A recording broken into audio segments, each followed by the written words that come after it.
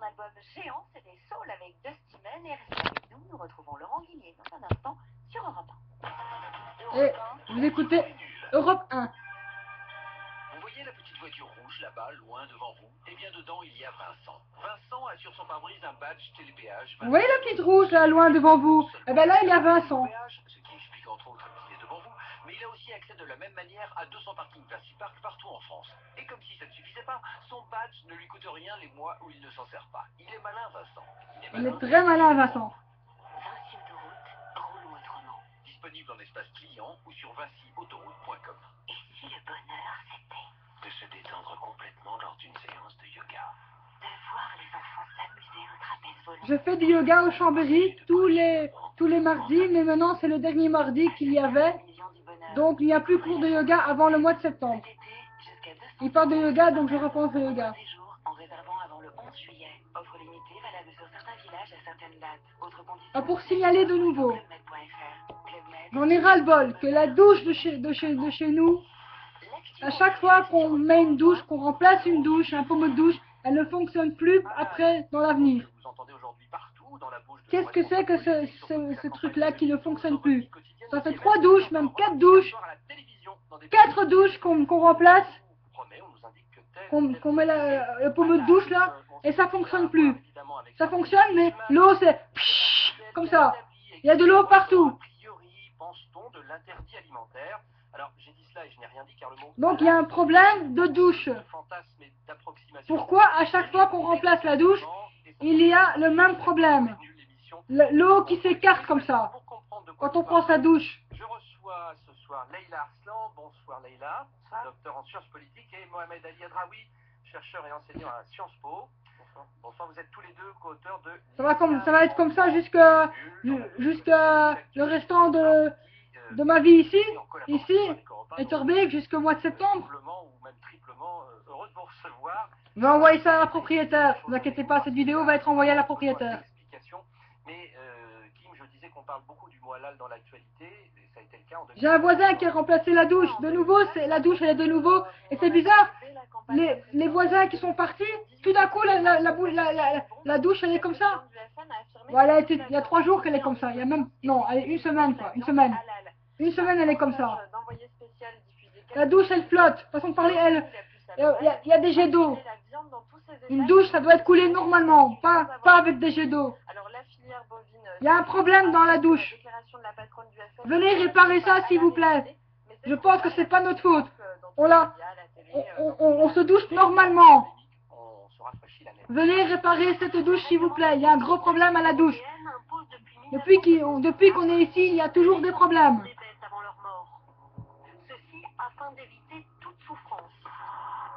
Une dérogation existe néanmoins pour l'abattage rituel concernant la viande cachère et halal. À l'exception de l'abattage de porc, tous les abattoirs de la région préparent leur viande selon le rituel islamique. Il faut que l'animal soit saigné vivant, pas endormi. S'il est endormi, pour nous, il est plus halal. En Ile-de-France, il existe 3 abattoirs de viande bovine qui utilisent tous la méthode dite rituelle. Il est donc possible de manger de la viande halal sans le savoir, sauf que les chances sont infimes. Sous ma présidence, rien. Il est possible de manger de la viande halal sans le savoir. Présence de viande halal dans les cantines de nos écoles. C'est une atteinte extrêmement brutale à la laïcité. Je crois que Madame Le Pen s'était engouffrée dans un dossier qu'elle ne connaît surtout pas bien. Alors on est beaucoup en fait à pas connaître très bien ce dossier, je le confesse, je l'avoue, on a besoin d'explications. Leïla, Mohamed Ali, vous êtes donc ici pour nous expliquer. Alors on va revenir aux sources, à l'origine. Mohamed Ali Adraoui, que veut dire le mot halal? Alors, en arabe, le terme halal désigne ce qui est possible, ce qui est permis, ce qui est licite de manière générale. C'est-à-dire que comme toute religion, l'islam promeut une morale, une éthique dans un certain nombre de choses, comme par exemple l'alimentation. Et aujourd'hui, quand on parle de halal, la majorité des gens ont à l'esprit des enjeux alimentaires. Ce ne sont pas les seuls, mais ce sont les premiers enjeux qui viennent à l'esprit. Donc le halal, c'est ce qui permet de faire honneur à l'islam, d'être en conformité avec les normes religieuses, les injonctions religieuses, par exemple dans le domaine de la table. Donc le halal a pris une tournure très importante ces dernières années, parce qu'il y a une visibilité croissante. Par exemple, on parle beaucoup de viande abattue selon le rite halal. Alors après, il faut faire un débat sur ce qu'on appelle le halal en termes rituels ou éthiques, mais c'est un concept, une notion religieuse qui prend de plus en plus de visibilité, puisque puisque eh bien, la pratique musulmane elle-même prend de plus en plus de visibilité. Mais je reviens sur la terminologie et même sur la définition. Vous parlez de ce qui est favorable à la bonne pratique, on va dire, de la religion musulmane, mais est-ce que c'est de l'interdiction ou est-ce que c'est simplement s'inscrire dans ce qui est bon pour être un bon musulman, Leïla? Justement, le halal, c'est ce qui est permis, à l'inverse du haram, c'est ce qui est interdit. Donc là, vous avez les deux éléments qui permettent de répondre à votre question. C'est ça, on n'est pas donc dans l'interdit. Ce n'est pas que de l'interdit. Non, c'est le licite, le halal.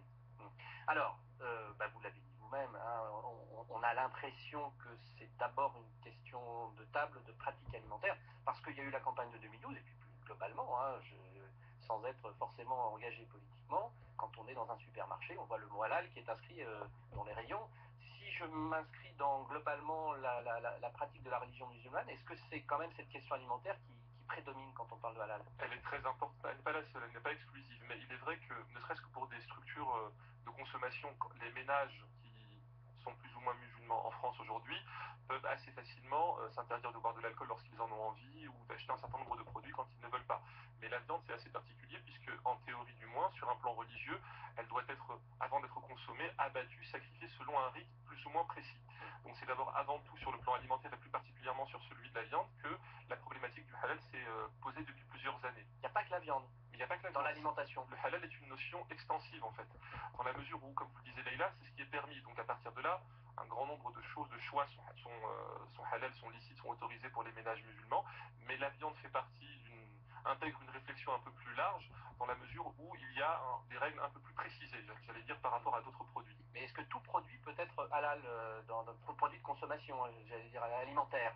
Aujourd'hui, finalement, on trouve des bonbons halal, je sais pas, des produits des bonbons halal. de la pizza halal. Jamais entendu parler, mais maintenant j'en ai entendu parler. Que par rapport aux références religieuses, on trouve des bonbons halal aujourd'hui. Par exemple, au départ, c'est surtout... Non, mais je crois que c'est déjà... Je crois que c'était déjà avant-hier, tu sais. Dans les années 70-80, c'est surtout à ce type de nourriture qu'on se référait quand on parlait du halal. Mais aujourd'hui, quand on se promène dans les supermarchés, on voit que les gammes de produits se sont multipliées et se mélangent souvent avec une autre notion. Le moniteur des pharmacies, la réponse à la question d'hier était « Le lait maternel doit être consommé dans les 48 heures qui suivent son recueil. Dans cet intervalle, le biberon doit impérativement être conservé au réfrigérateur à plus de 4 degrés. Le lait peut aussi être congelé à moins de 18 degrés et s'il est prévu de le conserver plus de 48 heures, il se garde alors 4 mois au congélateur. Une fois décongelé, le lait est à consommer dans les 24 heures. » Donc à partir de là, il y a une confusion. Mais ce que j'aimerais ajouter, c'est que le halal, déjà, c'est une notion extensive, dont la définition est très imprécise quand on y regarde de plus près. Mais surtout aujourd'hui, on a, j'allais dire, une dilution du halal dans la mesure où on peut très bien, si on est par exemple, si on appartient à la première génération de migrants, il est hors de question pour beaucoup d'entre eux d'aller se fournir en halal dans les grandes surfaces. La boucherie halal, parce que ça ne fait pas partie de leurs us et coutumes en termes de consommation. Et là, il faut faire une analyse plus sociologique et plus générationnelle. Les nouveaux ménages, par exemple, ceux qui connaissent un phénomène d'ascension sociale, qui ont des moyens financiers un peu plus importants et qui ont des structures de consommation qui sont largement comparables à celles de leurs compatriotes, eh bien, il est question par exemple de manger des pizzas halal, du foie gras halal, du champagne halal, donc du champagne sans alcool, et pour s'aligner sur les structures de consommation dominantes. Je termine avec, dans l'actu pour les nuls, dans l'islam en France, pardon, dans la collection pour les nuls l'actu, vous parlez de l'émergence d'un halal way of life, c'est-à-dire Leïla Arslan, que là on sort complètement de la viande, de la boucherie musulmane, on parle vêtements, on parle musique, ça veut dire quoi? Oui, on parle mariage aussi.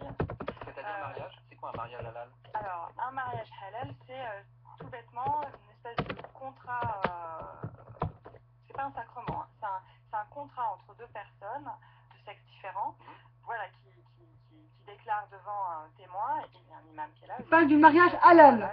Voilà, ils expliquent c'est quoi un mariage halal. Souvent, dans la pratique, en France, ça va se dérouler... C'est un mariage avec un sexe différent. Un mariage civil, ce qui est pas légal. Non, ce qui n'est pas légal.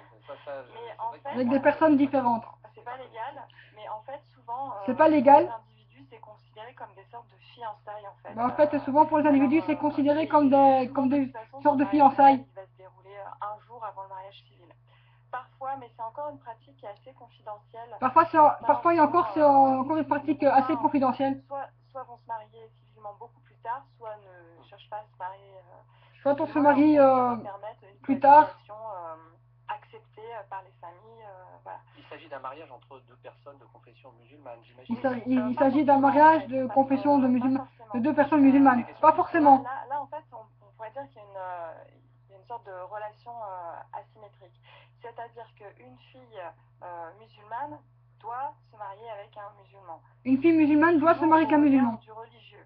L'inverse, un homme peut se marier L'inverse, avec une non-musulmane. Un homme musulman peut se marier avec une femme qui n'est pas musulmane. Contracter, entre guillemets, un mariage halal.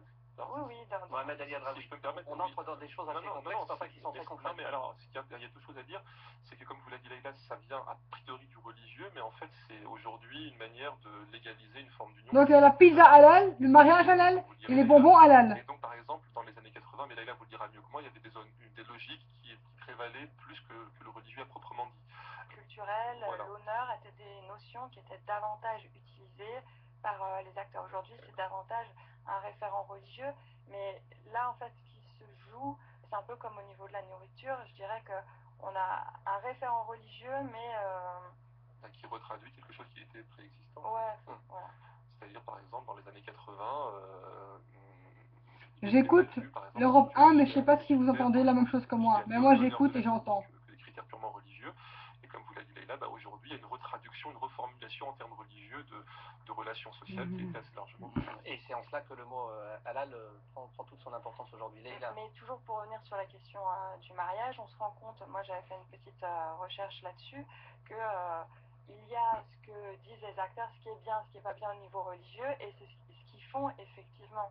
Et on se rend compte qu'il y a d'autres logiques qui peuvent rentrer un petit peu en ligne de compte pour l'histoire, qui vont faire que, bah, ok, la fille elle est musulmane, bah, elle envisage d'être avec quelqu'un de non musulman, bah, selon que la personne soit d'origine africaine ou pas. Alors là, ça va être très compliqué, donc il y a des logiques autres que religieuses qui vont se rajouter. Vous voyez, parce que par exemple, l'homme en question peut être musulman. Et théoriquement, un musulman égale un musulman, il n'y a pas de racisme normalement. Mais s'il est africain, c'est plus compliqué. Ça peut être un peu compliqué. À l'inverse, si c'est quelqu'un qui...